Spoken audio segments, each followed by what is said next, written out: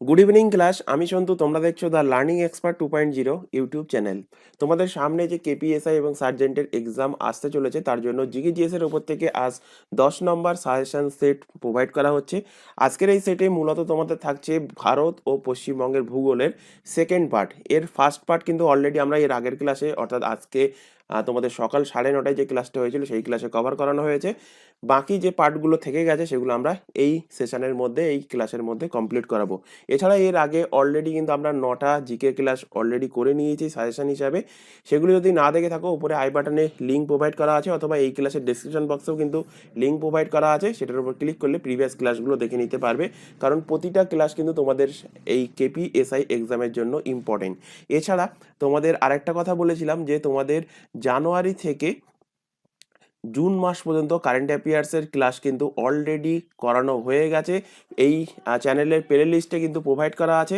এর পাশাপাশি তোমাদের জুলাই থেকে ডিসেম্বর মাসের যে কারেন্ট অ্যাফেয়ার্স, তার মধ্যে জুলাই, সেপ্টেম্বর এবং আগস্ট মাসের কারেন্ট অ্যাফেয়ার্স এইগুলো কিন্তু অলরেডি কভার করানো হয়ে গেছে। সেগুলো কিন্তু তোমরা এই চ্যানেলের প্লে লিস্ট থেকে পেয়ে যাবে। তো সেই ক্লাসগুলো অবশ্যই করে নেবে। এবং এর পাশাপাশি ফুড এসআই এর জন্য যে স্পেশাল জিকের ক্লাস চলছে, সেই ক্লাসগুলো কিন্তু তোমরা ফলো করবে। তো শুরু করছি আজকে ভারত এবং পশ্চিমবঙ্গের ভূগোল।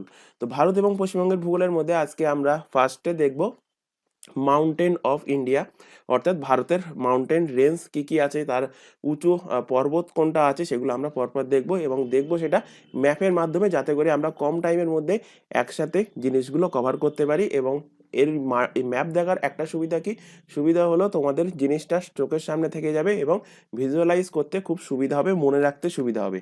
তো এখানে দেখো মাউন্টেন রেঞ্জের পুরো ম্যাপ কিন্তু এখানে তোমাদের প্রোভাইড করা আছে, যেগুলো এক্সামে আসে সেই হিসাবে।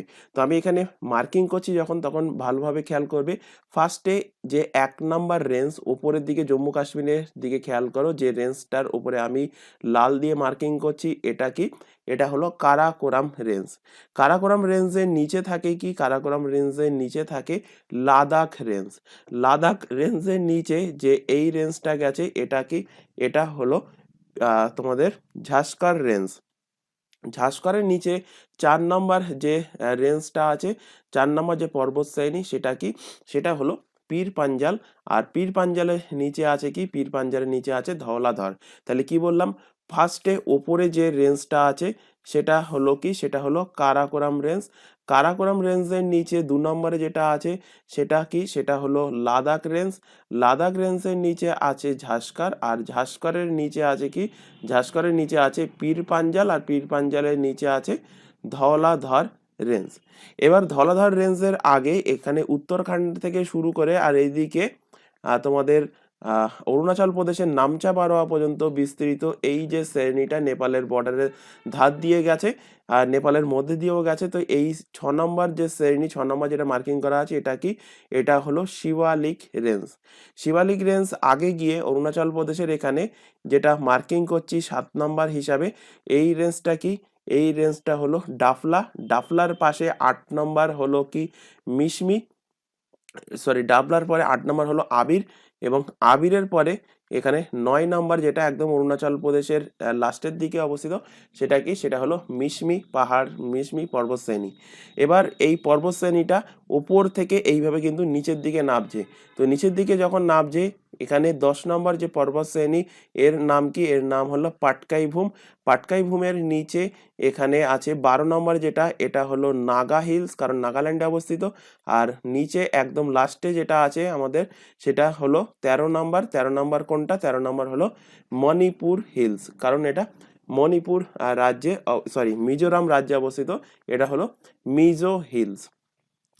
এবার মেঘালয়ের দিকে খেয়াল করো, মেঘালয়ে 3টে পাহাড় আছে, গারো, খাসি, জয়ন্তী। এই গারো, খাসি, জয়ন্তী কোথায় অবস্থিত, গারো, খাসি, জয়ন্তী অবস্থিত মেঘালয়ে। এবার চলে আসো রাজস্থানের সাইটে। এখানে আমি গ্রিন কালার নিয়েছি, গ্রিন কালার ফলো করবে। রাজস্থানে এখানে এই যে পর্বতশ্রেণীটা, এটা কি, এটা হলো আরাবল্লী পর্বতশ্রেণী। এবং আরাবল্লী হলো সব থেকে প্রাচীনতম পর্বতশ্রেণী। তো কোশ্চেন দেবে সব থেকে প্রাচীনতম পর্বতশ্রেণী কোনটা, তো অ্যান্সার হবে আরাবল্লী, যেটা 14 নম্বর দিয়ে আমি মার্কিং করলাম। এরপরে খেয়াল করো গুজরাটে, গুজরাটের নিচের দিকে আসো। গুজরাটে দেখো আছে 15 নম্বর মার্কিং করছি। গুজরাটে যে হিলসটা আছে সেটা কি, সেটা হলো কি গিরনার হিলস। তারপর চলে আসো মধ্যপ্রদেশ। মধ্যপ্রদেশের এই যে পর্বতশ্রেণী, এটা কি, এটা হলো বিন্ধ্যাচল পর্বতশ্রেণী, বিন্ধ্যাচল পর্বতশ্রেণী। আর তার নিচে এই যে রেঞ্জটা আছে, এই রেঞ্জটা হলো সাতপুরা পর্বতশ্রেণী। তার নিচে যেটা আছে এটা হলো অজন্তা হিলস। তারপর বিন্ধ্যাচলের সামনের দিকে এই 21 নম্বর দিয়ে যেটা মার্কিং করা আছে, এটা কি, এটা হলো মাইকেল পর্বতশ্রেণী। 17 নম্বরে যেটা আছে সেটা হলো রামগড় পাহাড়। আর 18 নম্বর যেটা ঝাড়খণ্ড এবং পশ্চিমবঙ্গের বর্ডারে অবস্থিত, সেটা হলো রাজমহল পাহাড়। এবার চলে আসো এইদিকে মহারাষ্ট্র থেকে ভারতের পশ্চিম সাইডে এই যে পর্বতশ্রেণীটা গেছে, তো পশ্চিম সাইডে অবস্থিত বলে এটাকে বলা হয় পশ্চিমঘাট পর্বতশ্রেণী। আর পূর্ব দিক থেকেও যে পর্বতশ্রেণীটা নেমেছে, এই পর্বতশ্রেণী যেহেতু পূর্ব দিক থেকে নেমেছে তাই একে বলা হয় ইস্টার্ন ঘাট, অর্থাৎ পূর্বঘাট পর্বতশ্রেণী। এখান থেকে একটা তোমাদের কোশ্চেন দেয় যে এই পূর্বঘাট এবং পশ্চিম ঘাট যে পর্বতশ্রেণী, এটা কোথায় এসে মিশেছে। তো এটা এই যে লাল দিয়ে মার্কিং করছি, এই পয়েন্টে এসে মিশেছে। এই পর্বতশ্রেণীর নাম কি, এই পর্বতশ্রেণীর নাম হলো নীলগিরি পর্বতশ্রেণী। তো কোশ্চেন থাকবে যে পূর্বঘাট এবং পশ্চিমঘাট পর্বতশ্রেণী কোথায় এসে মিশেছে, মিশেছে নীলগিরি পর্বতে এসে। নীলগিরির নিচে আরেকটা পর্বতশ্রেণী আছে যেটা 25 নম্বর দিয়ে মার্কিং করা আছে, সেটা কি, সেটা হলো আনাইমালাই পর্বতশ্রেণী। আর আনাইমালাই পর্বতশ্রেণীর নিচে আরেকটা ভারতের সবথেকে দক্ষিণতম পর্বতশ্রেণী, ভারতের সাউথ মোস্ট যে মাউন্টেন রেঞ্জ কোশ্চেন দিতে পারে, ভারতের সাউথ মোস্ট মাউন্টেন রেঞ্জ কোনটা। তো অ্যান্সার হবে কি, অ্যান্সার হবে সেটা কার্ডেমম হিলস, অর্থাৎ বাংলাতে তাকে বলা হয় এলাইচির পাহাড়। এলাইচি যে গরম মশলায় এলাচ থাকে, তাই কার্ডেমম মানে এলাচ, তো এলাচের পাহাড় বা এলাইচিকা পাহাড় বলা হয় ভারতের সাউথ মোস্ট মাউন্টেন রেঞ্জকে। তো এখানে যে কটা মাউন্টেন রেঞ্জ ছিল সেগুলো প্রত্যেকটা কভার করে দিয়েছি। এবার এখান থেকে কিছু কিছু মাউন্টেন রেঞ্জের সর্বোচ্চ শৃঙ্গ কোনটা সেটা কিন্তু এক্সামে কোশ্চেন তোমাদের জানতে চাই। তো এখানে খেয়াল করো, আমি এখানে নেক্সট পেজে তোমাদের নোট ডাউন করাচ্ছি। তো এখানে ফার্স্টে দেখো যে ভারতের নীলগিরির পর্বতশ্রেণী, নীলগিরি পর্বতশ্রেণীর যে সর্বোচ্চ শৃঙ্গ নীলগিরি, নীলগিরি পর্বতশ্রেণীর সর্বোচ্চ শৃঙ্গ অনেকবার এক্সামে কোশ্চেন দিয়েছে। অ্যান্সার কি হবে, অ্যান্সার হবে দোদা বেতা। দোদা বেতা হলো নীলগিরি পর্বতশ্রেণীর সর্বোচ্চ শৃঙ্গ। এর হাইট 2636 মিটার। তারপর আনাইমালাই, নীলগিরির পরে 25 নম্বর যেটা বললাম সেটা কি, সেটা হলো আনাইমালাই পর্বতশ্রেণী। তো আনাইমালাই পর্বতশ্রেণীর সর্বোচ্চ শৃঙ্গের নাম কি, আনাইমালাই পর্বতশ্রেণীর সর্বোচ্চ শৃঙ্গের নাম হলো আনাইমুদি। এবং আনাইমুদির হাইটটা কিন্তু অবশ্যই তোমাদের মাথায় রাখতে হবে, 2695 মিটার হলো আনাইমুদি পর্বতশ্রেণীর হাইট। এবং এটা ভারতের দক্ষিণের সব থেকে উঁচু পর্বত। তো যদি কোশ্চেন দেয় যে দক্ষিণ ভারতের সব থেকে দক্ষিণ ভারতের সব থেকে উচ্চতম শৃঙ্গ কোনটা, হাইয়েস্ট পিক কোনটা, তো অ্যান্সার কি হবে, আনাইমালাই পর্বতশ্রেণীর আনাইমুদি হলো দক্ষিণ ভারতের সব থেকে উচ্চতম শৃঙ্গ। এবার চলে আসো এদিকে, আনাইমালাইয়ের পরে চলে আসো পূর্বঘাটের পর্বতমালার দিকে। পূর্বঘাট বলতে এই যে মাউন্টেন রেঞ্জ, এই মাউন্টেন রেঞ্জের মধ্যে পূর্বঘাট পর্বতমালার মধ্যে সব থেকে উচ্চতম শৃঙ্গ, খেয়াল করো মার্কিং করছি লাল দিয়ে, এই পজিশনে অবস্থিত। তো এই পর্বতশ্রেণীর নাম কি, এর নাম হলো মহেন্দ্রগিরি। এর নাম কি, এর নাম হলো মহেন্দ্রগিরি। মহেন্দ্রগিরির হাইট কত, মহেন্দ্রগিরির হাইট হলো 1500 মিটার, মনে রাখতে পারো, বা 1501 মিটার হলো মহেন্দ্রগিরির হাইট। তারপরে খেয়াল করো পশ্চিম ঘাটের পর্বতমালা, আমি এখানে একটু আগের যে মার্কিং গুলো আছে সেগুলো একটু ক্লিয়ার করছি এখানে। তো এটা হলো পশ্চিম ঘাট পর্বতমালা। এই পশ্চিম ঘাট পর্বতমালায় দুটো পর্বত শৃঙ্গ থাকে। তো ম্যাক্সিমাম এক্সামে দেখা গিয়েছে অপশানে একটা অপশান থাকে না, মানে পশ্চিমঘাট পর্বতশ্রেণীর সব থেকে উচ্চতম যে পর্বতশৃঙ্গ যার নাম হলো কালসুবাই, কালসুবাই কিন্তু অপশানে থাকে না, তার জায়গায় থাকে মহাবালেশ্বর। তো যদি অপশানে না থাকে তখন আমরা মহাবালেশ্বর কিন্তু অপশান সঠিক বলে মার্কিং করব। তো এখানে খেয়াল করো, পশ্চিমঘাট পর্বতশ্রেণীর এই পজিশনে যে পর্বতশৃঙ্গটা আছে সেটা কি, সেটা হলো মহাবালেশ্বর, সেটা হলো মহাবালেশ্বর। এই মহাবালেশ্বরের হাইট কত খেয়াল করো, মহাবালেশ্বর হাইট হলো 1438 মিটার। আর এই অজন্তা হিলসের পাশে এখানে আছে পশ্চিমঘাট পর্বতমালার সর্বোচ্চ শৃঙ্গ যার নাম হলো কালসুবাই। আর কালসুবাইয়ের হাইট কত, কালসুবাইয়ের হাইট হলো 1646 মিটার হলো কালসুবাইয়ের হাইট। তো কালসুবাই হলো পশ্চিমঘাট পর্বতমালার সর্বোচ্চ শৃঙ্গ। যদি অপশানে কালসুবাই না থেকে শুধুমাত্র মহাবালেশ্বর থাকে তো মহাবালেশ্বর তোমরা মার্কিং করবে। তাহলে পূর্বঘাট পর্বতমালার সর্বোচ্চ শৃঙ্গ কি বললাম, পূর্বঘাটের সর্বোচ্চ শৃঙ্গ মহেন্দ্রগিরি যার হাইট 1501 মিটার। আর পশ্চিমঘাট পর্বতের সর্বোচ্চ শৃঙ্গ হলো কালসুবাই যার হাইট 1646। নীলগিরির সর্বোচ্চ শৃঙ্গ কি বললাম, দোদাবেতা। আর আনাইমালাই, নীলগিরির নিচে আনাইমালাই যে পর্বতশ্রেণী আছে তার সর্বোচ্চ শৃঙ্গ হলো আনাইমুদি, তার হাইট বললাম 2595 মিটার, সরি 2695 মিটার, যেটা ভারতের দক্ষিণ ভারতের সব থেকে সর্বোচ্চ শৃঙ্গ। এবার খেয়াল করো যে সাতপুরা, কোশ্চেন দেয় সাতপুরা রেঞ্জের সর্বোচ্চ শৃঙ্গ কোনটি। তো সাতপুরা রেঞ্জের সর্বোচ্চ শৃঙ্গের নাম হলো ধূপগড়। তোমাদের প্রিভিয়াস ইয়ারের কোশ্চেন ঘেটে দেখবে, সেখানে কিন্তু কোশ্চেন দিয়েছে সাতপুরা রেঞ্জের সর্বোচ্চ শৃঙ্গের নাম কি, সর্বোচ্চ শৃঙ্গের নাম হলো ধূপগড়। আর মাইকাল রেঞ্জের সর্বোচ্চ শৃঙ্গের নাম হলো আমারকান্টক। আমারকান্টক থেকে রিলেট করো, এর আগের দিন তোমাদের নদী পড়াচ্ছিলাম। তো আমারকান্টক এর পজিশন কোথায়, আমারকান্টক হলো এই হচ্ছে মৈকাল রেঞ্জ, যেটা দিয়ে আমি এখানে ইয়েলো কালার মার্কিং করলাম। এই মাইকাল রেঞ্জ থেকে তিনটে নদী আমি বলেছিলাম, তিনটে নদী কি কি, একটা হলো নর্মদা। তো নর্মদা এখান থেকে বেরিয়ে এইভাবে গিয়ে আরব সাগরে পড়েছে। আর একটা নদী হলো এই দিকে গেছে সোন নদী, যেটা গঙ্গার সাথে মিশেছে। আর একটা নদী হলো মহানদী, যেটা উড়িষ্যার থেকে আরো বঙ্গোপসাগরে মিশেছে।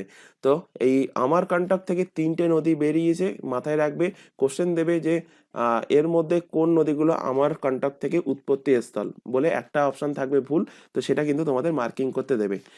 এরপর দেখো, তোমাদের ফার্স্টেই বললাম যে ভারতের সব থেকে প্রাচীন পর্বতশ্রেণী সেটা হলো কি আরাবল্লী।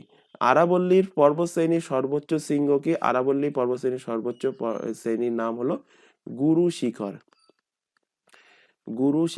তো যে ফ্যাক্টগুলো এখানে আলোচনা করলাম এগুলো অবশ্যই মাথায় রাখবে, এখান থেকেই তোমরা কোশ্চেন পেয়ে যাবে। আর হিমালয় রেঞ্জের সর্বোচ্চ শৃঙ্গ কি, সেগুলো আমি এখানে কোশ্চেন ফরম্যাটে রেখেছি, তো সেখান থেকে আমরা কভার করব।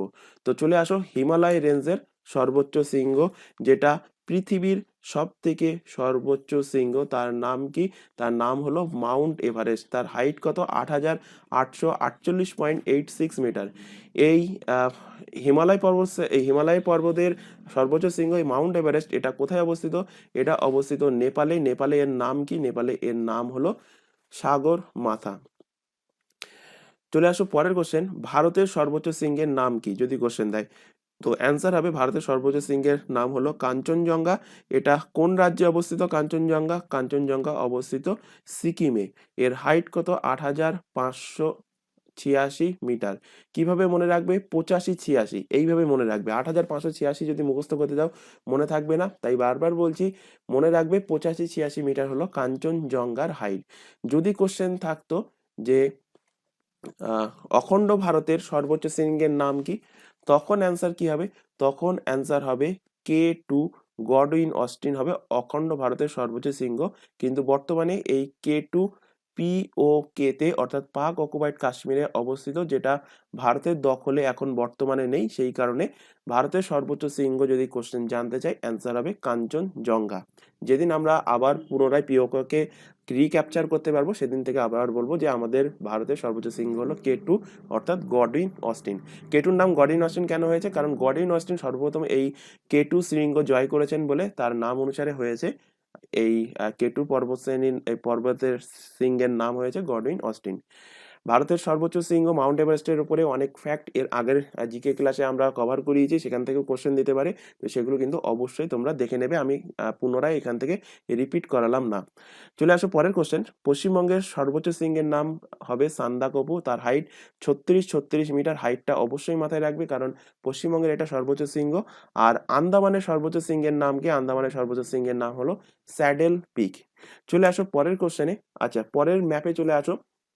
এখান থেকে তোমাদের কোশ্চেন দিতে পারে যে ভারতের ফার্স্টে আগে এখানে দেখো যে রেড কালারের যে উপরে এই যে শৃঙ্গগুলো আছে, 4টে শৃঙ্গ, এই রেড কালারের শৃঙ্গগুলোকে কি বলা হয়? একে বলা হয় ট্রান্স হিমালয়। তো এইগুলোকে আমি 1 নম্বর দিয়ে মার্কিং করলাম, 1 দিয়ে। তো 1 নম্বর কি? 1 নম্বর হলো ট্রান্স হিমালয়। ট্রান্স হিমালয়ের নিচে যেটা আছে, এই যেটা মার্কিং করছি, এটাকে আমি 2 নম্বর দিয়ে মার্কিং করলাম। এটা কি? আচ্ছা, এটা 1 2 মার্কিং করা আছে, তো ফার্স্টে আমি এটা এ দিয়ে মার্কিং করছি, এটাকে আমি বি দিয়ে মার্কিং করছি। তাহলে এ নাম্বার হলো ট্রান্স হিমালয়, বি নাম্বারটা হলো ট্রান্স হিমালয়ের নিচে আছে greater Himalaya. Greater Himalaya, greater হিমালয়ের নিচে গোল্ডেন কালারে যেটা, এটা আমি সি দিয়ে মার্কিং করছি। তাহলে সি নাম্বার হলো এটা কি? মিডিল হিমালয়। মিডিল হিমালয়। আর মিডিল হিমালয়ের নিচে এই যে পর্বতশ্রেণীটা আছে, যেটাকে আমি ডি দিয়ে মার্কিং করলাম, এটাকে বলা হয় কি? এটাকে বলা হয় শিওয়ালিক রেঞ্জ। শিওয়ালিক হিমালয়। তাহলে ফার্স্টে যেটা আছে সেটা কি? সেটা হলো ট্রান্স হিমালয়। ট্রান্স হিমালয়ের নিচে আছে গ্রেটার হিমালয়। গ্রেটার হিমালয়ের নিচে আছে কি? গ্রেটার হিমালয়ের নিচে আছে মিডিল হিমালয়। মিডিল হিমালয়ের নিচে আছে কি? শিওয়ালিক রেঞ্জ। এবার কোশ্চেন তোমাদের দেবে যে সচর জোন, সচর জোন কোথায় অবস্থিত? তো সচর জোন কোন কোন রেঞ্জের মধ্যে অবস্থিত? তো অবস্থিত ট্রান্স হিমালয় আর গ্রেটার হিমালয়ের মধ্যে অবস্থিত কি? সচর জোন। কোশ্চেন দেবে এমসিটি কোন কোন জোনের মধ্যে অবস্থিত? তো এমসিটি অবস্থিত গ্রেটার আর মিডিল হিমালয়ের মধ্যে। এমসিটি অবস্থিত গ্রেটার আর গ্রেটার অ্যান্ড মিডিল হিমালয়ের মধ্যে। তো এমসিটির ফুল ফর্ম কি? Main central thrust. এটা অবস্থিত কোন দুটো রেঞ্জের মধ্যে? গ্রেটার হিমালয় আর মিডিল হিমালয়ের মধ্যে। আর যদি কোশ্চেন দেয় জিভিএফ অর্থাৎ গ্রেট বাউন্ডারি ফল্ট অবস্থিত কোন দুটো রেঞ্জের মধ্যে? গ্রেট বাউন্ডারি ফল্ট অবস্থিত মিডিল অ্যান্ড শিওয়ালিক হিমালয়ের মধ্যে অবস্থিত। তো এখান থেকে কোশ্চেন থাকবে, অবশ্যই মাথায় রাখবে। এছাড়া এখান থেকে আরেকটা পার্টে তোমাদের কোশ্চেন দেয়, সেই পার্টটা কি? এখানে আমি সবুজ দিয়ে মার্কিং করছি। দেখো ফার্স্টে আছে ইন্দাস রিভার, যে নদীটা উপর থেকে নিচে নেমেছে, ইন্দাস। তারপরে নেমেছে দেখো সতলাজ রিভার। তো ইন্দাস এবং সতলাজ রিভার দিয়ে একটা হিমালয়ের পোর্শনকে কাটা হয়েছে, অর্থাৎ নদী ভিত্তিক শ্রেণী বিভাগ বলা হয় একে। তো নদী ভিত্তিক শ্রেণী বিভাগে ফার্স্ট এই ইন্দাস আর সতলাজের মধ্যে যে রেঞ্জগুলো আছে তাকে কি বলা হয়? তাকে বলা হয় পাঞ্জাব হিমালয়। তারপর সতলাজ রিভার আছে, আর এখানে আছে কালী রিভার। তো সতলাজ রিভার আর কালী রিভারের মধ্যে যে রেঞ্জটা আছে, যে হিমালয়টা আছে, তাকে কি বলা হয়? তাকে বলা হয় কুমায়ুন হিমালয়। কুমায়ুন হিমালয়ের পরে অর্থাৎ কালী নদী থেকে এদিকে তিস্তা নদী। তিস্তা নদীর মাঝখানে যে অংশটা, অর্থাৎ এই অংশটা, একে বলা হয় কি? একে বলা হয় নেপাল হিমালয়। আর নেপাল হিমালয়ের পরে তিস্তা থেকে এদিকে ডিহাং নদী, এর মাঝখানে যে রেঞ্জটা আছে, একে বলা হয় কি? একে বলা হয় আসাম হিমালয়। তো কোশ্চেন দেবে যে নদী ভিত্তিক হিমালয়কে কটা ভাগে ভাগ করা হয়েছে? নদী দ্বারা কটা শ্রেণীতে ভাগ করা হয়েছে হিমালয়কে? তো মাথায় রাখবে 4টে শ্রেণীতে নদীর দ্বারা ভাগ করা হয়েছে। তো ইন্দাস সতলাজের মধ্যে কি? পাঞ্জাব হিমালয়। কুমায়ুন হিমালয় কোন কোন নদীর মধ্যে অবস্থিত? কুমায়ুন হিমালয়, সতলাজ, কালী। কালী আর তিস্তার মধ্যে অবস্থিত নেপাল। আর তিস্তা অ্যান্ড দিহাং এর মধ্যে অবস্থিত কি? আসাম হিমালয়। এরপরে চলে আসছি আমরা পরবর্তী টপিকে। পরবর্তী টপিকটা হলো কি? পরবর্তী টপিকটা হলো মাউন্টেন পাস। Mountain pass. তো মাউন্টেন পাস কোথায়? কোন মাউন্টেন পাস কোশ্চেন দেয়? যেমন কোশ্চেন দেবে যে জজিলা মাউন্টেন পাস কোন রাজ্যে অবস্থিত? বারালাচেলা কোথায় অবস্থিত? রোটাং পাস কোথায় অবস্থিত? তারপর নাথুলা পাস কোথায় অবস্থিত? বমডোলা পাস কোন রাজ্যে অবস্থিত? এইভাবে কিন্তু কোশ্চেন থাকে। তো এখানে খেয়াল করো, এখানে আমি কিন্তু মাউন্টেন পাসগুলো ইনক্লুড করেছি ছবির দ্বারা। তো ভালোভাবে খেয়াল করলে জিনিসগুলো কিন্তু সহজে মুখস্থ হয়ে যাবে। তো এখানে দেখো, ফার্স্টে জম্মু কাশ্মীরের দিকে ফলো করো। জম্মু কাশ্মীরে যেটা আমি গোল দিয়ে মার্কিং করছি, এটা কি? এটা হলো বুর জিলা। বুর জিলার নিচে যেটা আছে সেটা কি? সেটা হলো বানিহাল পাস। বানিহাল পাসের ডান সাইডের দিকে ফলো করো। এটা কি? এটা হলো জোজিলা পাস। তো এখান থেকে কোশ্চেন দেয়, জোজিলা পাস, জোজিলা পাস কোন রাজ্যে অবস্থিত? জোজিলা পাস অবস্থিত জম্মু কাশ্মীরে। তারপরে জোজিলা পাসের ওপরের দিকে যেটা 4 নম্বর মার্কিং করা আছে, এটা কি পাস? এটা হলো কারাকোরাম পাস। তাহলে জম্মু কাশ্মীর থেকে 4টে পাস কি কি পড়ালাম? বুরজিলা, যেটা পাকিস্তান পিওকের দিকে অবস্থিত। তারপর নিচের দিকে অবস্থিত কি? বানিহাল। তারপর ডান সাইডে চায়নার দিকে অবস্থিত হলো জোজিলা, আর ওপরে অবস্থিত কি? কারাকোরাম রেঞ্জ। তারপর জম্মু কাশ্মীর থেকে নিচে চলে আসো হিমাচল প্রদেশ। তো এখানে একটুখানি ক্লিয়ার করছি, না হলে বোঝা যাবে না। হিমাচল প্রদেশের এখানে খেয়াল করো, আমি এখানে গ্রিন কালার দিয়ে মার্কিং করছি। হিমাচল প্রদেশে আহ, এই হিমাচল প্রদেশ আর জম্মু কাশ্মীরের লাদাখ রেঞ্জের মধ্যে যে পাসটা আছে, কোশ্চেন দেবে যে লাদাখ এবং হিমাচল প্রদেশের মধ্যে যে পাসটা আছে তার নাম কি? তার নাম হলো বারা লাচেলা পাস। তারপর এদিকে রোটাং পাসটা হলো এই সাইডে পাঞ্জাব এবং হিমাচল প্রদেশের মাঝখানে যে পাসটা, সেটা হলো কি? রোটাং পাস। আর চায়না আর হিমাচল প্রদেশের সাইডে যে পাসটা আছে সেটা হলো শিবকিলা পাস। এবার তোমরা হিমাচল প্রদেশ থেকে একটু নিচে নামো, নিচে নেমে চলে আসো উত্তরাখণ্ডে। উত্তরাখণ্ডে এই যেটা মার্কিং করছি এখানে লাল দিয়ে ত্রিভুজ আকৃতির, এটা হলো একটা ট্রাই জাংশন বা ট্রাই পাস। এর নাম কি? এই পাসটার নাম হলো লেপু লেক।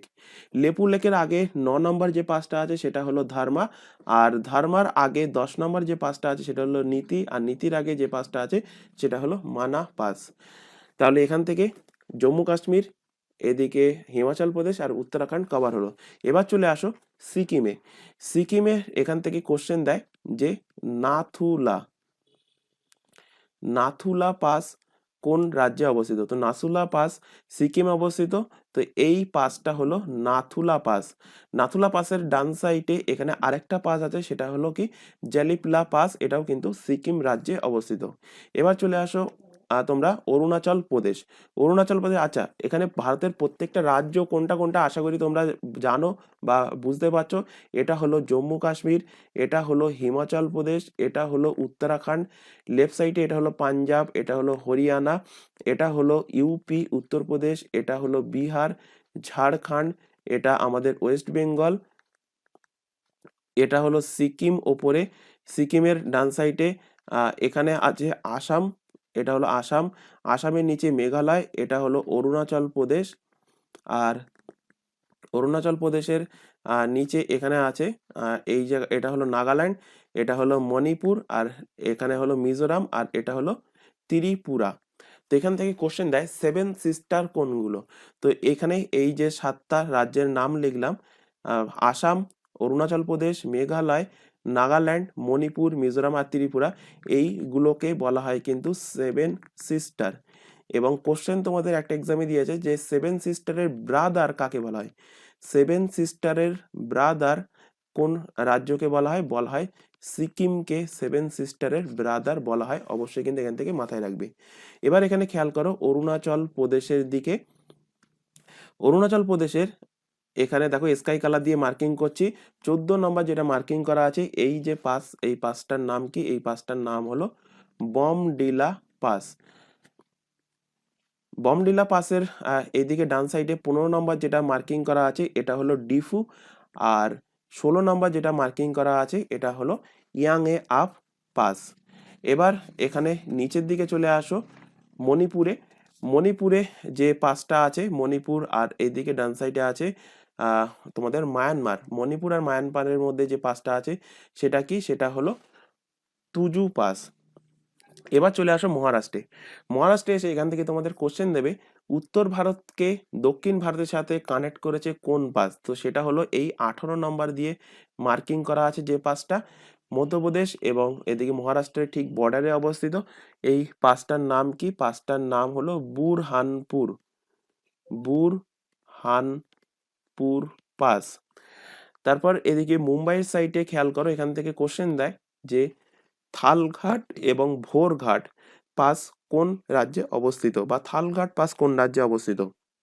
তো থালঘাট পাস হলো ওপরেরটা, ওপরেরটা হলো থালঘাট, আর নিচের যে পাসটা এটা হলো ভোরঘাট পাস। এবার এই দিকে চলে আসো নিচে কেরালার সাইডে। কেরালার সাইডে 21 নম্বর দিয়ে যেটা মার্কিং করা আছে এটা হলো কি, এটা হলো পালঘাট পাস। তো ম্যাক্সিমাম ক্যান্ডিডেটের এই তিনটের মধ্যে গুলিয়ে যায়, থালঘাট, ভোরঘাট আর পালঘাট। তো থাল আর ভোর মহারাষ্ট্রে অবস্থিত, থাল ওপরে তার নিচে ভোর। আর পালঘাট অবস্থিত কোথায়? পালঘাট অবস্থিত কেরালা রাজ্যে। এই পালঘাট কেরালার কোচিকে কোয়েম্বাটুরের সাথে কিন্তু কানেক্ট করে। আর ভারতের সব থেকে দক্ষিণতম পাস কোনটা কোশ্চেন দিয়েছে, মাথায় রাখবে ভারতের সব থেকে দক্ষিণতম পাস যেটা মার্কিং করলাম 22 নম্বর দিয়ে, এটা হলো কি, এটা হলো সেনকোট। এই সেনকোট পাস কেরালার রাজধানী তিরুবনন্তপুরমকে মাদুরাইয়ের সাথে কানেক্ট করে, এবং এটা হলো ভারতের সব থেকে দক্ষিণতম মাউন্টেন পাস।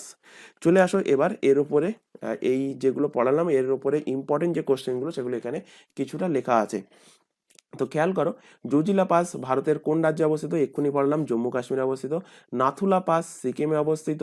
কোন পাস উত্তর ভারত দক্ষিণ ভারতকে সংযোগ করে? ভেরি ভেরি ইম্পর্টেন্ট কোশ্চেন, অনেকবার এক্সামে কোশ্চেন দিয়েছে। তো বুরহানপুর উত্তর ভারত দক্ষিণ ভারতকে কানেক্ট করে। থালঘাট ভোরঘাট কোন রাজ্যে অবস্থিত? থালঘাট ভোরঘাট অবস্থিত মহারাষ্ট্রে। চলে আসো পরের কোশ্চেন, কোন পাস কোচিকে কোয়েম্বাটুরের সাথে সংযোগ করে? এক্ষুনি পড়লাম, পালঘাট কোচিকে কোয়েম্বাটুরের সাথে কানেক্ট করে। আর ভারতের সব থেকে দক্ষিণতম পাস কোনটা? এটাও কিন্তু মোস্ট ইম্পর্টেন্ট কোশ্চেন, অনেকবার এক্সামে দিয়েছে।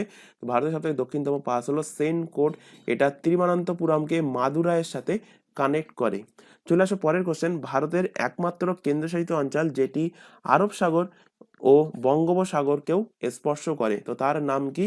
তার নাম হলো পন্ডিচেরি, একমাত্র ইউটি যেটা আরব সাগর এবং বঙ্গোপসাগরে ছড়িয়ে আছে।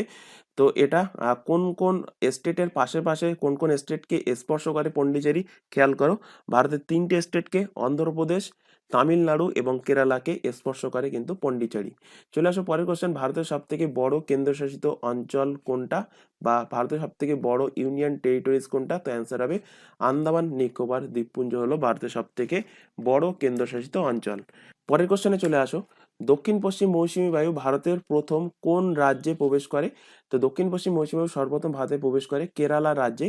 কেরালার কোন উপকূলে? মালাবার উপকূলে। এই জন্যে এর আগের দিন আমি কোন দিকটা মালাবার উপকূল, কোন দিকটা কোঙ্কণ উপকূল, কোথায় করমণ্ডল উপকূল, কোথায় উৎকল উপকূল, কোথায় কাথিয়াওয়াড় উপকূল, এগুলো কিন্তু অলরেডি আমরা পড়িয়েছি, ম্যাপের সাহায্যে পড়িয়েছি। কারণ কোশ্চেন এইভাবে থাকবে যে দক্ষিণ পশ্চিম মৌসুমী বায়ু ভারতের প্রথম কোন উপকূলে আঘাত করে। তো অপশানে থাকবে মালাবার উপকূল, অপশনে থাকবে কাথিয়াওয়াড় উপকূল, অপশনে থাকবে কোঙ্কণ, অপশনে থাকবে করমণ্ডল। যদি উপকূল সম্বন্ধে পুরো ডিটেলসে জ্ঞান যদি না থাকে তাহলে কিন্তু ম্যাক্সিমাম ক্যান্ডিডেট ভুল করবে। তাই প্রত্যেককে বলছি যে ক্লাসগুলো অলরেডি হয়ে গেছে সেগুলো কিন্তু অবশ্যই অবশ্যই প্রথম থেকে শেষ পর্যন্ত দেখে নেবে। চলে আসো পরের কোশ্চেন, ভারতের সব থেকে বেশি বৃষ্টিপাত হয় কোথায়? তো ভারতের সব থেকে বেশি বৃষ্টিপাত হয় মেঘালয় রাজ্যে, মেঘালয়ের মৌসিনরামে সব থেকে বেশি বৃষ্টিপাত হয়। আচ্ছা, এখানে একটা কথা বলে রাখি, তোমাদের এই চ্যানেলে এই কেপিএসআই এর এক্সামের পাশাপাশি এখানে ফুড এসআই এর এক্সামেরও কিন্তু সম্পূর্ণ ফ্রিতে প্রিপারেশন প্রোভাইড করা হচ্ছে। দেখতেই পাচ্ছ এই চ্যানেলে কিন্তু already food SI special class শুরু হয়ে গেছে। তাই তোমরা যদি ফুড এসআই এক্সামের জন্য প্রিপারেশন নিতে চাও, নিচে যে হোয়াটসঅ্যাপ নাম্বার দেখতে পাচ্ছ এই নাম্বারে আমাদেরকে ইনফর্ম করো, তাহলে কিন্তু তোমাদেরকে নির্দিষ্ট ব্যাচে অ্যাড করে নেওয়া হবে এবং সেখান থেকে তোমরা ফুড এসআই এক্সামের জন্য সম্পূর্ণ গাইড সম্পূর্ণ ফ্রিতে পেয়ে যাবে। এছাড়া এই চ্যানেলে বিভিন্ন স্টেটের এক্সাম, সেন্ট্রালের এক্সাম, সেন্ট্রালের মধ্যে যেমন staff selection commission, CGL, CSSL, MTS, এই সমস্ত এক্সামগুলো কন্ডাক্ট করায়, সেই এক্সামের জন্যও কিন্তু সম্পূর্ণ ফ্রিতে এই চ্যানেলেই কিন্তু তোমাদের ক্লাসগুলো প্রোভাইড করা হচ্ছে। আর প্রত্যেকটা এক্সামের জন্য আলাদা আলাদা ব্যাচ ক্রিয়েট করা আছে। তাই প্রত্যেককে বলছি, যদি তোমরা নির্দিষ্ট এক্সামের জন্য প্রিপারেশন নিতে চাও, তো যে হোয়াটসঅ্যাপ নাম্বার তোমাদের সামনে ডিসপ্লে হচ্ছে এই নাম্বারে আমাদেরকে ইনফর্ম করো, তোমাদেরকে সেখান থেকে গাইড করা হবে। চলে আসো পরের কোশ্চেন, বর্তমানে ভারতে কতগুলো রেলওয়ে জোন আছে? তো বর্তমানে ভারতে 18টা রেলওয়ে জোন আছে। 18টা রেলওয়ে জোন কি কি তার ছবি কিন্তু আমি এখানে ইনক্লুড করেছি, সেই ম্যাপ সহ 18টা জোন কোথায় কোথায় অবস্থিত, তার হেডকোয়ার্টার কোথায় অবস্থিত সেগুলো আমি করিয়ে দেবো। তো যাই হোক, এখানে খেয়াল করো, ভারতের প্রথম ইলেকট্রিক ট্রেন কবে চলে? ভারতের প্রথম ট্রেন কবে চলেছিল? 1853 সালে। বোম্বে টু স্তম্ভের মধ্যে কে চালিয়েছিল? অর্থাৎ ফাদার অফ রেলওয়ে কাকে বলা হয়? বলা হয় ডালহৌসিকে। তো এগুলো কিন্তু অলরেডি আগের ক্লাসগুলোতে করানো হয়ে গেছে, তাই ইনফরমেশন এখানে ইনক্লুড করেনি।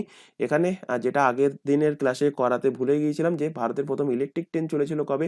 ভারতের প্রথম ইলেকট্রিক ট্রেন চলেছিল 1925 সালে মুম্বাই টু কুর্লার মধ্যে।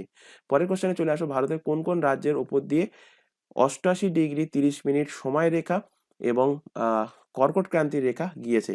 অর্থাৎ কর্কট ক্রান্তি রেখা আর ওদিকে যেটা আমাদের সময় রেখা 88.5° যে রেখাটা, সেই রেখাটা ক্রস করেছে কোন কোন রাজ্যের ওপর দিয়ে। তো ক্রস করেছে মধ্যপ্রদেশ এবং ছত্তিশগড়, এই দুটো রাজ্যের ওপর দিয়ে কর্কট ক্রান্তি রেখাও গেছে, এছাড়া ভারতের সময় রেখাও গেছে। ইম্পর্টেন্ট কোশ্চেন, এক্সামে কোশ্চেন দিয়েছিল, মাথায় রাখবে। চলে আসো পরের কোশ্চেন, ভারতের মোট উপকূলীয় রাজ্যের সংখ্যা কটা। তো ভারতের মোট উপকূলীয় রাজ্যের সংখ্যা হলো 9টা। কোন কোন উপকূলীয় রাজ্য আছে আগের দিনের ক্লাসে ম্যাপের সাহায্যে পড়িয়েছি, সেখান থেকে দেখে নেবে। আর সব থেকে বড় উপকূল কোন রাজ্যের সব থেকে বড় উপকূল হলো গুজরাটের, সব থেকে বড় উপকূল আছে। চলে আসো পরের কোশ্চেন, ভারতের সব থেকে ব্যস্ততম বন্দর কোনটা। তো ভারতের সব থেকে ব্যস্ততম বন্দর হলো কান্ডালা, যার নতুন নাম হয়েছে দীনদয়াল উপাধ্যায় পোর্ট, যেটা অবস্থিত কোথায়, অবস্থিত গুজরাটে। পরের কোশ্চেনে আসো, which is the India's largest natural port. Important question, অনেকবার এক্সামে দিয়েছে। ভারতের সব থেকে বড় ন্যাচারাল বা প্রাকৃতিক বন্দর কোনটা, অ্যান্সার হবে মুম্বাই পোর্ট হলো ভারতের সব থেকে বড় প্রাকৃতিক বন্দর। চলে আসো পরের কোশ্চেন, মুরমাগাঁও বন্দর ভারতের কোন রাজ্যে অবস্থিত। তো মুরমাগাঁও বন্দর অবস্থিত ভারতের গোয়া রাজ্যে। চলে আসো পরবর্তী কোশ্চেন, ভারতের সর্বপ্রথম সেমি প্রাইভেট বা কর্পোরেট বন্দর কোনটা, কর্পোরেট পোর্ট কোনটা, সেটা হবে তামিলনাড়ুর এন্নোরে অবস্থিত। এই পোর্টটা কিন্তু সর্বপ্রথম ভারতের সেমি প্রাইভেট বা কর্পোরেট পোর্ট। চলে আসো পরের কোশ্চেন, ভারতের সব থেকে বড় জাহাজ নির্মাণ কারখানা কোথায় অবস্থিত। তো ভারতের সব থেকে বড় জাহাজ নির্মাণ কারখানা অবস্থিত কেরালাতে। কেরালার কোচি শিপইয়ার্ড হলো ভারতের সব থেকে বড় জাহাজ কারখানা নির্মাণ কেন্দ্র। এছাড়া এখান থেকে তোমাদের কোশ্চেন দিতে পারে যে কলকাতায় জাহাজ নির্মাণ কেন্দ্রের নাম কি। তো কলকাতাতেও একটা জাহাজ নির্মাণ কেন্দ্র আছে, তার নাম হলো GRAC, Garden Reach ship builders and engineering limited হলো তার ফুল ফর্ম। চলে আসো পরের কোশ্চেন, গোল্ডেন কোয়াড্রিল্যাটারাল কোন কোন NH অর্থাৎ ন্যাশনাল হাইওয়ে নিয়ে গঠিত হয়েছে। তো গোল্ডেন কোয়াড্রিল্যাটারালের নাম থেকেই বুঝতে পারছো, কোয়াড্রিল্যাটারাল মানে চারটে বাহু আছে, অর্থাৎ চারটে ন্যাশনাল হাইওয়ে নিয়ে গঠিত হয়েছে কি গোল্ডেন কোয়াড্রিল্যাটারাল। তো এই গোল্ডেন কোয়াড্রিল্যাটারাল কোন কোন হাইওয়ে নিয়ে কোশ্চেন থাকবে, যে এর মধ্যে কোনটা গোল্ডেন কোয়াড্রিল্যাটারের অংশ নয়, কোন হাইওয়েটা অংশ নয়। তো অ্যান্সার সেখানে সেইভাবে মার্কিং করবে। তো মনে রাখার একটা সহজ উপায় বলে দিচ্ছি, ন্যাশনাল হাইওয়ে কত 2, 2-এর সঙ্গে আবার 2 গুণ করো কত হচ্ছে 4, তো সেখান থেকে ন্যাশনাল হাইওয়ে 4, 4-এর সঙ্গে আবার 2 গুণ করো হয়ে যাচ্ছে 8, অর্থাৎ ন্যাশনাল হাইওয়ে 8। আর একটা কষ্ট করে মনে রাখতে হবে, সেটা হলো ন্যাশনাল হাইওয়ে 5। তো ন্যাশনাল হাইওয়ে 2, 4, 8 অ্যান্ড 5, এই চারটে নিয়ে গোল্ডেন কোয়াড্রিল্যাটারাল অবস্থিত। গোল্ডেন কোয়াড্রিল্যাটারাল মানে কি, চারটে ন্যাশনাল হাইওয়ের একটা চতুর্ভুজ অবস্থিত। চলে আসো পরের কোশ্চেন, ইস্ট ওয়েস্ট করিডর কার কার মধ্যে অবস্থিত।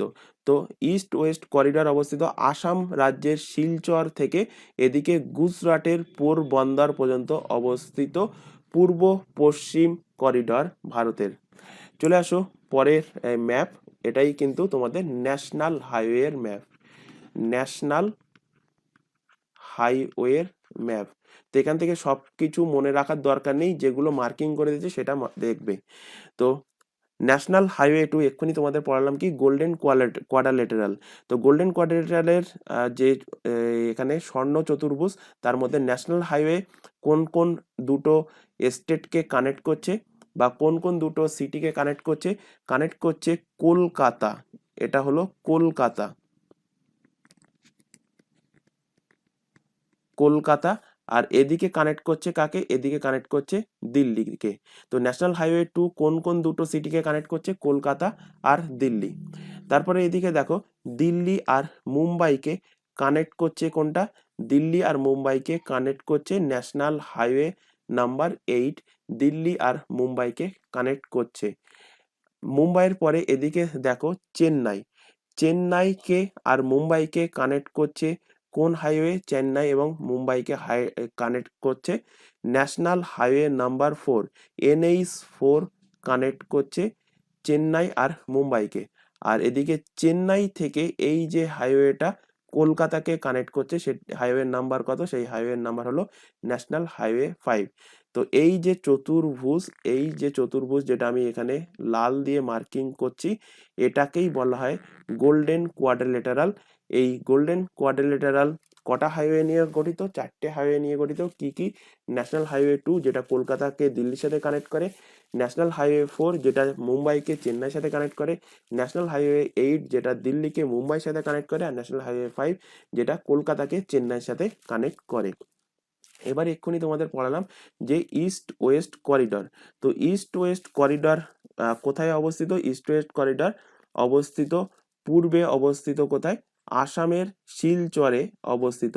তো এই হলো ইস্ট ওয়েস্ট করিডর, যেটা হলুদ দিয়ে মার্কিং করছি। এই ইস্ট ওয়েস্ট করিডর এদিকে গুজরাটে এসে শেষ হয়েছে কোথায়? গুজরাটের পোরবন্দরে এসে কিন্তু শেষ হয়েছে। আর নর্থ সাউথ যে করিডর সেটা শ্রীনগর থেকে অবস্থিত।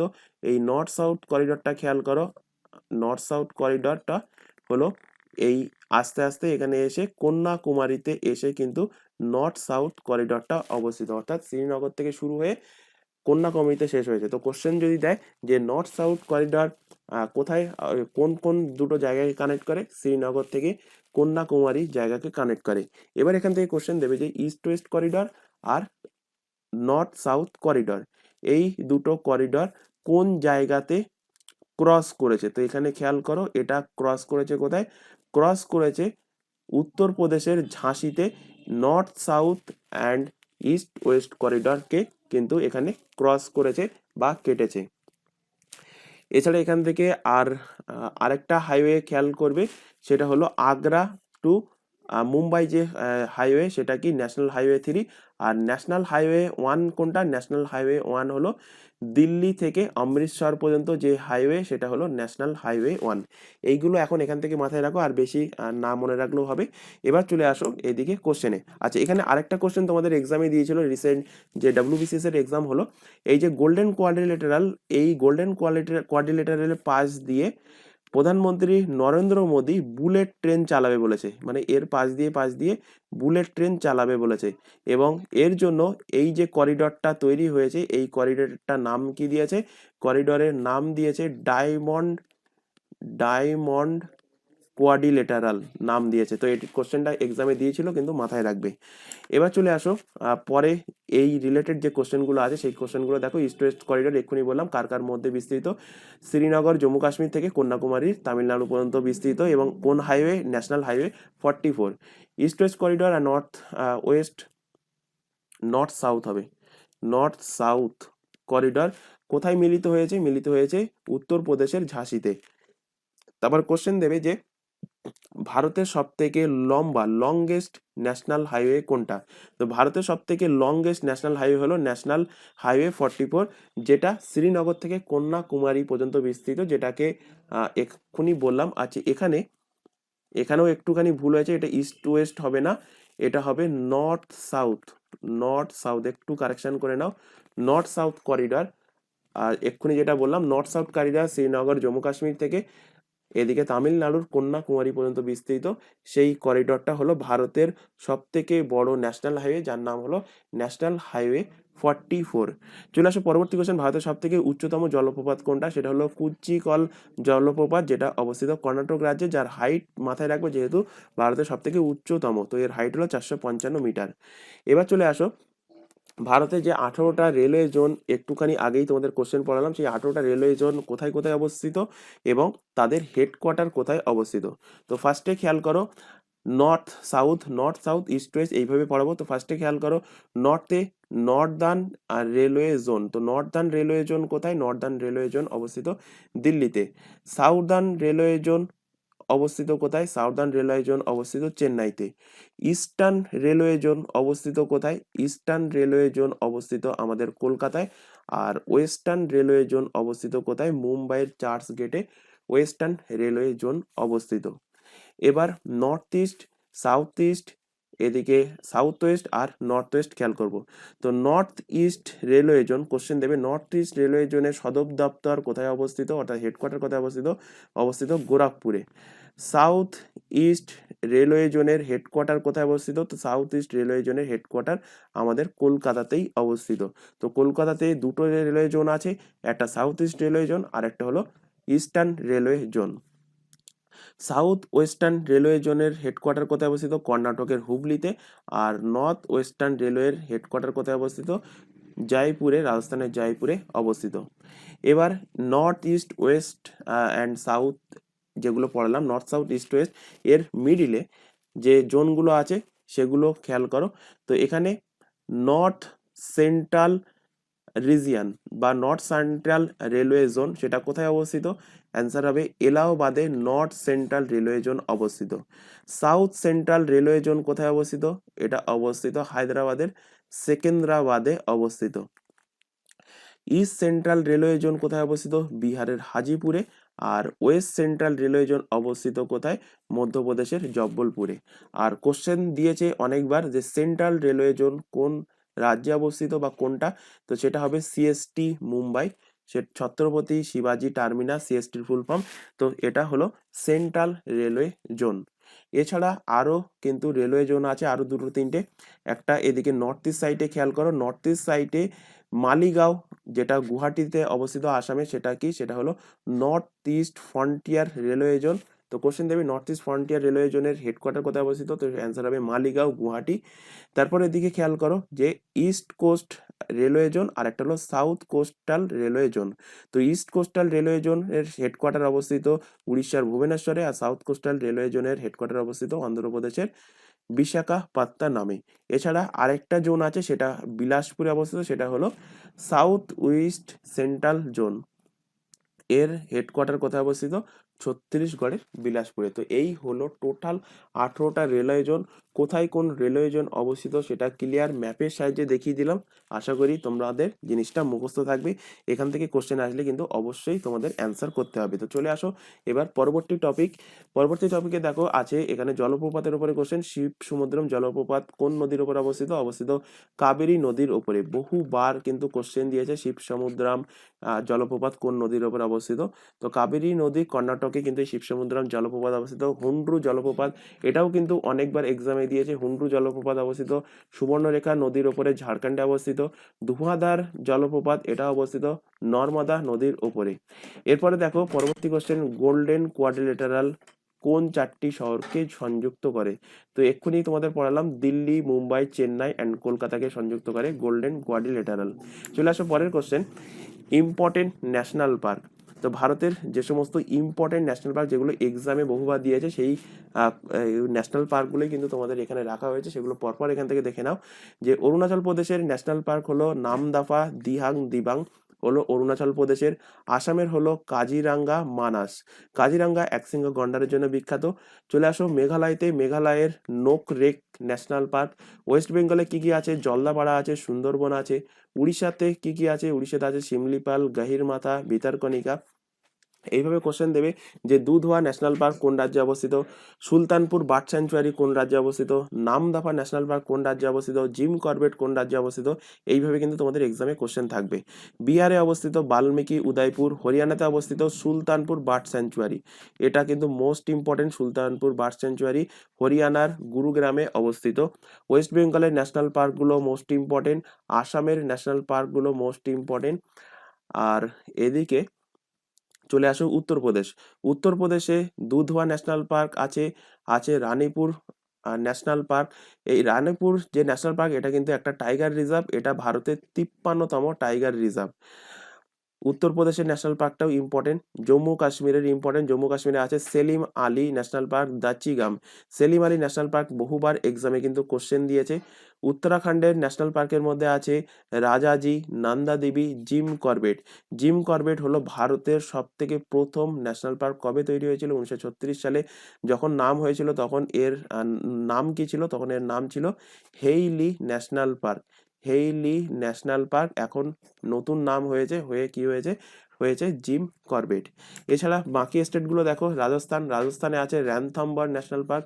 মধ্যপ্রদেশ থেকে আছে পেন্স, কানহা, বান্ধবগড়, বীরাঙ্গনা দুর্গাবতী। মোস্ট ইম্পর্টেন্ট বীরাঙ্গনা দুর্গাবতী এই কারণে এটা রিসেন্টলি 54তম টাইগার রিজার্ভ হয়েছে ভারতের, এবং ভারতে এখনো পর্যন্ত টোটাল টাইগার রিজার্ভের সংখ্যা কটা? টোটাল টাইগার রিজার্ভের সংখ্যা হলো 54। আর 53তম বলে দিলাম, সেটা হলো উত্তরপ্রদেশের রানীপুর ন্যাশনাল পার্ক। গুজরাটে চলে আসো, গুজরাটে গির ন্যাশনাল পার্ক, ছত্তিশগড়ে আছে কাঙ্গের ভ্যালি, ইন্দ্রাবতী, আর কেরালাতে আছে সাইলেন্ট ভ্যালি। কেরালার এই সাইলেন্ট ভ্যালি কোশ্চেনটা বহুবার এক্সামে দিয়েছে। গুজরাটের গির ন্যাশনাল পার্ক এটাও বহুবার দিয়েছে, মধ্যপ্রদেশটাও দিয়েছে, র্যানথম্বর এটাও কিন্তু বহুবার এক্সামে দিয়েছে। চলে আসো পরের কোশ্চেন, গুরুত্বপূর্ণ জাতি ও উপজাতি অর্থাৎ ট্রাইব। তো ভিল ট্রাইব এটা কিন্তু পড়িয়েছি তোমাদের। ভিল ট্রাইব হলো ভারতের সব থেকে বড় উপজাতি। আর যদি কোশ্চেন দেয় যে পশ্চিমবঙ্গের সব থেকে বড় উপজাতি কোনটা, তখন অ্যান্সার হবে সাঁওতাল হলো পশ্চিমবঙ্গের সব থেকে বড় উপজাতি। সাঁওতাল পশ্চিমবঙ্গের পাশাপাশি ঝাড়খণ্ডের রাজ্যেও কিন্তু সাঁওতাল উপজাতি দেখা যায়। এছাড়া গারো খাসি জয়ন্তী এই উপজাতি দেখা যায় কোথায়? মেঘালয়তে দেখা যায়। গোন্ড উপজাতি দেখা যায় মধ্যপ্রদেশে। গুজ্জার দেখা যায় রাজস্থানে। শ্যাম্পেন উপজাতি দেখা যায় আন্দামান অ্যান্ড নিকোবরে।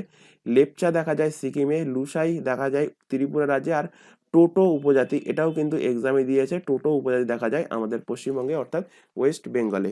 চলে আসুন পরের question, most important question, Paschimbanga police দিবস কবে পালন হয়? পশ্চিমবঙ্গ পুলিশ দিবস পালন করা হয় 1 সেপ্টেম্বরে। পশ্চিমবঙ্গ পুলিশ দিবস পালন করা হয়। চলে আসো পরের কোশ্চেন, ন্যাশনাল পুলিশ একাডেমি কোথায় অবস্থিত? তো ন্যাশনাল পুলিশ একাডেমি অবস্থিত হায়দ্রাবাদে। তোমাদের একটা কনস্টেবল এক্সাম কি এসআই এক্সাম আমার ঠিক খেয়াল আসছে না, এই পশ্চিমবঙ্গ পুলিশের এক্সামে কিন্তু কোশ্চেনটা দিয়েছিল যে ন্যাশনাল পুলিশ একাডেমি কোন রাজ্যে অবস্থিত। তো এটা অবস্থিত হায়দ্রাবাদে। তার নাম কি? Sardar Vallabhbhai Patel national police academy. এর ফাউন্ডেশন হয় কবে? 1948 সালে।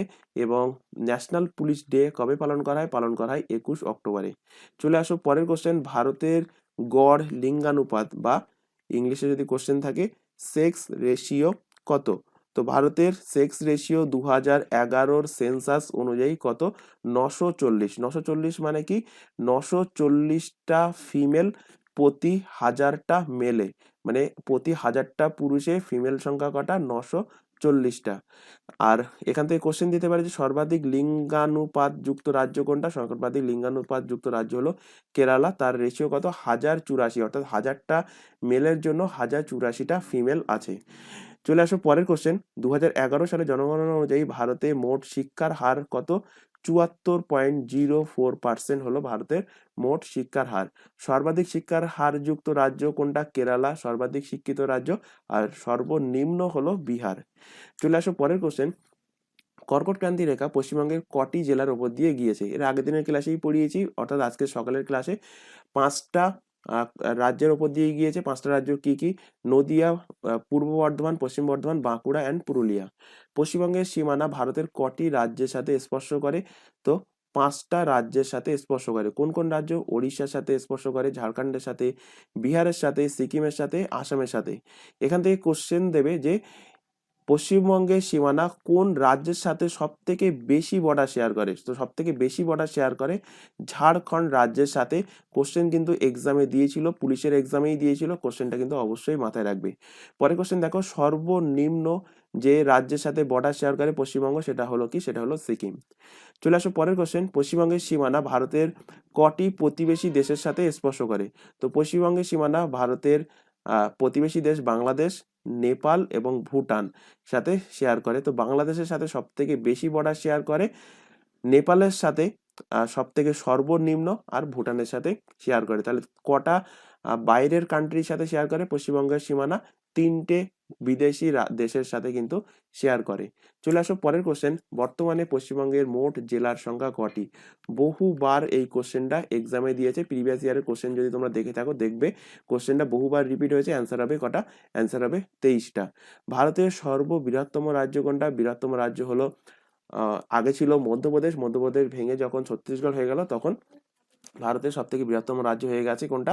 রাজস্থান। আর ভারতের সব থেকে ক্ষুদ্রতম রাজ্য হলো গোয়া। ভারতের সব থেকে বড় জেলা কোনটা? এই কোশ্চেনটা কিন্তু বহুবার এক্সামে দিয়েছে।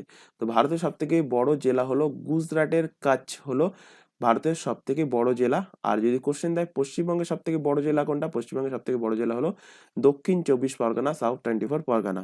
চলে আসো পরের কোশ্চেন, পশ্চিমবঙ্গের প্রতীক কি? তো পশ্চিমবঙ্গের প্রতীকই হলো বিশ্ব বাংলা, হলো পশ্চিমবঙ্গের প্রতীকী।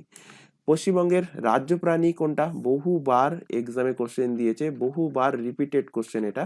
পশ্চিমবঙ্গের রাজ্য প্রাণী হলো মেছো বিড়াল, যাকে ইংলিশে বলা হয় ফিশিং ক্যাট। পশ্চিমবঙ্গের রাজ্য পাখি কোনটা? রাজ্য পাখি হলো সাদা গলার মাছরাঙা। পশ্চিমবঙ্গের রাজ্য বৃক্ষ কোনটা? ছাতিম গাছ। আর এই কোশ্চেনটাও বহুবার এক্সামে দিয়েছে, পশ্চিমবঙ্গের রাজ্য ফুল কোনটা? রাজ্য ফুল হলো শিউলি। চলে আসো পরের কোশ্চেন, ভারতের সব থেকে পুরাতন মেট্রো কোনটা? তো ভারতের সব থেকে পুরাতন মেট্রো হলো কলকাতা মেট্রো। 1984 সালে কলকাতাতেই কিন্তু সর্বপ্রথম ভারতের মেট্রো পরিষেবা শুরু হয়েছিল। চলে আসো পরের কোশ্চেন, পশ্চিমবঙ্গের সাক্ষরতার রেট কত? সাক্ষরতার রেট 2011 সেন্সাস অনুযায়ী 77.05%। পশ্চিমবঙ্গের মোট বিধানসভা কেন্দ্র কটা? মোট বিধানসভা কেন্দ্র 294টা। পশ্চিমবঙ্গের মোট লোকসভা কেন্দ্র কটা? যেহেতু সামনে লোকসভার ভোট আসতে চলেছে, সুতরাং কোশ্চেন দিতে পারে এক্সাম পয়েন্ট অফ ভিউ থেকে, ইম্পর্টেন্ট কোশ্চেন। তো অ্যান্সার হবে 42টা লোকসভা কেন্দ্র আছে পশ্চিমবঙ্গে। পশ্চিমবঙ্গে আগে কিন্তু বিধান পরিষদ ছিল, কিন্তু বিধান পরিষদ অবলুপ্তি হয়েছে, যেহেতু রিসেন্টলি বিধান পরিষদ গঠন করার জন্য একটা প্রস্তাব উঠছিল, যদিও সেই প্রস্তাব এখনো কিন্তু গৃহীত হয়নি। তো বিধান পরিষদের এখান থেকে কোশ্চেন যাবে যে পশ্চিমবঙ্গের বিশেষ বিধান পরিষদ বা বিধান পরিষদের অবলুপ্তি হয় কবে? বিধান পরিষদের অবলুপ্তি হয় 1969 সালে। পরের কোশ্চেন দেখো, এই কোশ্চেনটা কিন্তু অলরেডি এর আগের দিনের ক্লাসে পড়ানো হয়েছে। বাংলার দুঃখ বলা হয় কোন নদীকে? বহুবার এক্সামে কোশ্চেন দিয়েছে, অ্যান্সার হবে দামোদর নদীকে বাংলার দুঃখ বলা হয়। চলে আসো পরের কোশ্চেন, পশ্চিমবঙ্গের প্রথম কলেজ কোনটি? তো পশ্চিমবঙ্গের প্রথম কলেজ হলো fort William college. Fort William college হলো পশ্চিমবঙ্গের প্রথম কলেজ। কবে ইস্টাবলিশ হয় ফোর্ট উইলিয়াম কলেজ? 1800 খ্রিস্টাব্দে। পশ্চিমবঙ্গের প্রথম মহিলা কলেজ কোনটি? প্রথম মহিলা কলেজ হলো বেথুন কলেজ। কোথায় অবস্থিত? কলকাতাতেই অবস্থিত। পশ্চিমবঙ্গের প্রথম medical college Kolkata medical college. আর পশ্চিমবঙ্গের সব থেকে উঁচুতে অবস্থিত রেলওয়ে স্টেশন, তার নাম কি? ঘুম রেলওয়ে স্টেশন, যেটা অবস্থিত দার্জিলিংয়ে। পশ্চিমবঙ্গের বৃহত্তম ক্যান্টিলিভার সেতু কোনটা? অ্যান্সার হবে হাওড়া ব্রিজ হলো পশ্চিমবঙ্গের সব থেকে বৃহত্তম ক্যান্টিলিভার সেতু। চলে আসো পরের কোশ্চেন, বাংলার প্রথম সার্বভৌম রাজা কে ছিলেন? তো বাংলার প্রথম সার্বভৌম রাজা ছিলেন শশাঙ্ক। আর শেষ সার্বভৌম বা শেষ স্বাধীন রাজা ছিলেন লক্ষণ সেন। এই কোশ্চেনটা বহুবার এক্সামে দিয়েছে, অপশানে বল্লাল সেন থাকবে, লক্ষণ সেন থাকবে, কনফিউজ করার জন্য। তো অ্যান্সার কি হবে? অ্যান্সার হবে লক্ষণ সেন, ভারতের শেষ স্বাধীন রাজা। আর প্রথম সার্বভৌম রাজা ছিল কে? শশাঙ্ক। পশ্চিমবঙ্গের প্রথম মুখ্যমন্ত্রী কে ছিল? পশ্চিমবঙ্গের প্রথম মুখ্যমন্ত্রী ছিল প্রফুল্ল চন্দ্র ঘোষ। কোশ্চেনটাও কিন্তু বহুবার এক্সামে দিয়েছে। পশ্চিমবঙ্গের প্রথম রাজ্যপাল ছিলেন চক্রবর্তী রাজাগোপালাচারী। পশ্চিমবঙ্গের প্রথম বিধানসভার অধ্যক্ষ ছিলেন ঈশ্বর দাস জালান। এই কোশ্চেনটাও কিন্তু পশ্চিমবঙ্গ পুলিশের এক্সামে দেয়নি, কিন্তু এসএসসির এক্সামে কোশ্চেনটা দিয়েছিল। আর কলকাতার হাইকোর্টের প্রথম বর্তমান বিচারপতিকে? কলকাতা হাইকোর্টের বর্তমান বিচারপতির নামটা আমার এখন জানা নেই, টিএস শিবনাগন নেই এখন, এটা চেঞ্জ হয়েছে রিসেন্টলি। তো কে, একটুখানি এটা তোমরা গুগল দেখে কারেকশন করে নেবে, গুগল দেখে একটুখানি সার্চ করে নেবে। চলে আসো পরের কোশ্চেন, প্রথম বাঙালি নোবেল প্রাপক কে? তো প্রথম বাঙালি নোবেল প্রাপক হলেন রবীন্দ্রনাথ ঠাকুর। প্রথম বাঙালি নির্বাচন কমিশনার কে হয়েছেন? সুকুমার সেন। আচ্ছা, এখান থেকে তোমাদের করিয়ে দিয়েছিলাম এর আগের ক্লাসে বা কারেন্ট অ্যাফেয়ার্সের ক্লাসে যে ভারতের মুখ্য নির্বাচন চিফ ইলেকশন কমিশনার কে? তো ভারতের চিফ ইলেকশন কমিশনার হলেন রাজীব কুমার। আর এখান থেকে তোমাদের কোশ্চেন থাকছে পশ্চিমবঙ্গের চিফ ইলেকশন কমিশনার কে বর্তমানে? তো সেটা তোমরা কি হবে, অলরেডি পড়িয়েছি কারেন্ট অ্যাফেয়ার্সের ক্লাসে, তোমরা অ্যান্সার করবে কমেন্ট বক্সে। চলে আসো পরের কোশ্চেন, প্রথমে প্রথম বাঙালি জাতীয় কংগ্রেসের সভাপতি বা কংগ্রেসের প্রথম সভাপতি কে? তো প্রথম বাঙালি বা কংগ্রেসের প্রথম সভাপতি যাই দিক না কেন, অ্যান্সার হবে উমেশ চন্দ্র বন্দ্যোপাধ্যায়। কবে হয়েছিলেন কংগ্রেসের প্রথম অধিবেশন? 1885 সালে বোম্বেতে হয়েছিল। সেই বোম্বে অধিবেশনে তিনি কিন্তু প্রেসিডেন্ট হয়েছিলেন, তিনি সভাপতি হয়েছিলেন। এখান থেকে কোশ্চেন দেবে, প্রথম ভারতীয় বা প্রথম বাঙালি আইসিএস কে? বা মানে ইন্ডিয়ান সিভিল সার্ভিস পাশ করেছিলেন কে? তো পাশ করেছিলেন সত্যেন্দ্রনাথ ঠাকুর। পরের কোশ্চেন দেখো, প্রথম যিনি ইংলিশ চ্যানেল পার হন তার নাম কি? তার নাম হলো আরতি সাহা। প্রথম ভারতীয় হিসাবে আরতি সাহা ইংলিশ চ্যানেল পার হয়েছেন। পরের কোশ্চেন এবং তোমাদের ভূগোলের ওপর থেকে লাস্ট কোশ্চেন, ভারতের সব থেকে কোন প্রকার অরণ্য বেশি দেখতে পাওয়া যায়? তো ভারতে ক্রান্তীয় শুষ্ক পর্ণমোচী অরণ্য সব থেকে বেশি পরিলক্ষিত হয়, বেশি দেখতে পাওয়া যায়। তো ভূগোলের উপর থেকে মোটামুটি যে কোশ্চেনগুলো দিতে পারে সেগুলো কমপ্লিট করিয়ে দিলাম। টোটালটা কমপ্লিট করানো সম্ভব না, দুটো ক্লাসের মধ্যে কখনোই সম্ভব না, কারণ এত বড় হিউজ সিলেবাস দুটো ক্লাসে কভার করানো যায় না। তবুও যেগুলো মোস্ট ইম্পর্টেন্ট কোশ্চেন সেগুলো কিন্তু এখানে কভার করানো হলো। ক্লাস ভালো লাগলে অবশ্যই ক্লাসটাকে কিন্তু লাইক করবে, তোমার বন্ধু বান্ধবের মধ্যে শেয়ার করবে যারা কম্পিটিটিভ এক্সামের জন্য প্রিপারেশন নিচ্ছে বা কেপিএসএ সার্জেন্টের জন্য প্রিপারেশন নিচ্ছে। আবারও বলছি, যদি কোথাও ডাউট থেকে থাকে কমেন্ট বক্সে কমেন্ট করে জানাবে, তাহলে কিন্তু তোমাদের সেই ডাউটটা ক্লিয়ার করার চেষ্টা করা হবে। আরেকটা কথা, তোমাদের ফুড এসআইয়ের যে ক্লাসগুলো চলছে জিকে জিএসএ, সেই ক্লাসগুলো ফলো করবে। কারেন্ট অ্যাফেয়ার্সের যেগুলো বলে দিলাম জানুয়ারি থেকে জুন মাসের, এই চ্যানেলের প্লে লিস্ট অপশানে চলে যাও, সেখানে কিন্তু দেখতে পাবে important current affairs January to June মাস, সেটা পুরোটা কমপ্লিট করবে। এবং তোমাদের জুলাই মাস, আগস্ট মাস এবং সেপ্টেম্বর মাসে কারেন্ট অ্যাফেয়ার্সের ক্লাস হয়ে গেছে। এই ক্লাসগুলো কিন্তু অবশ্যই দেখে যাবে, কারণ এখান থেকে তোমাদের কোশ্চেন থাকবে। তো আজকের ক্লাস আমরা এখানে শেষ করছি। ক্লাস ভালো লাগলে আবারও বলছি, ক্লাসটাকে তোমরা লাইক করবে, তোমার বন্ধু বান্ধবের মধ্যে শেয়ার করবে। তো আজকের ক্লাস এই পর্যন্ত, নেক্সট দেখা হবে পরবর্তী ক্লাস নিয়ে। Thank you.